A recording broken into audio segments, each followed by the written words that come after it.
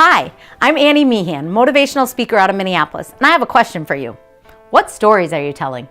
What's the opposite of the truth? Most people think that the opposite of the truth is a lie, and maybe it is. I'm sure you're right. But here's what I'm wondering.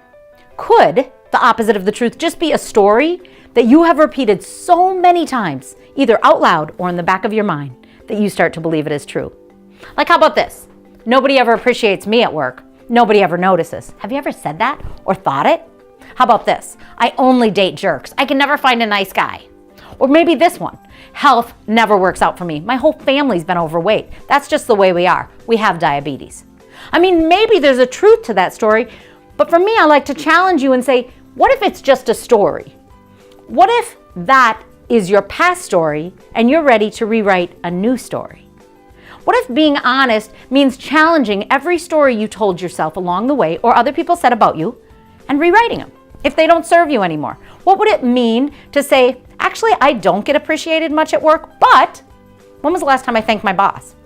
And you know what? When was the last time I appreciated anyone else? And you know what? Maybe I could ask for recognition. I'm just assuming people will eventually see me, and I forget that everyone is so busy with their own world. They're so tuned into what's in it for me, what about me, that they forget to notice what's around them. It's not intentional. It's not about you. Somebody said recently, you will eventually realize that people are not thinking negative things about you. They're not even thinking about you. They're thinking about themselves. They're just busy. Or what if you used to date jerks because you weren't healthy and took care of yourself, but today you decided, I'm going to take care of me, and then I'm going to start to attract healthier people, and I'm going to look in healthier places to meet those people. What if your family history is obesity and diabetes, but you decided, you know what? I'm ready to break that story. I'm going to start working out every day and eating healthy and caring about me. I'm going to rewrite this story for the next generation. I met a girl recently, and she told me she was an 8th grader. I was speaking at a high school, and she said, my mom and dad said I could drop out if I wanted. Do you know that if I graduate, I'll be the first one in all the generations to ever graduate from high school? I said, don't say that. She said, what? I said, don't you dare say if. You tell me when.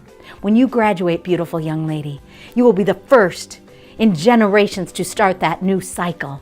You see, you'll graduate, and then in many years, no rush, your kids will graduate. And then in many years after that, your great-grandchildren and grandchildren will graduate. You see, we can break cycles, even if the history has told us this is the truth. What if we decide to rewrite the story? My invitation to you is to challenge the stories that you speak out loud or that you speak in the back of your mind, and ask yourself, which ones need to be rewritten? What story do I need to change and make a new truth about it?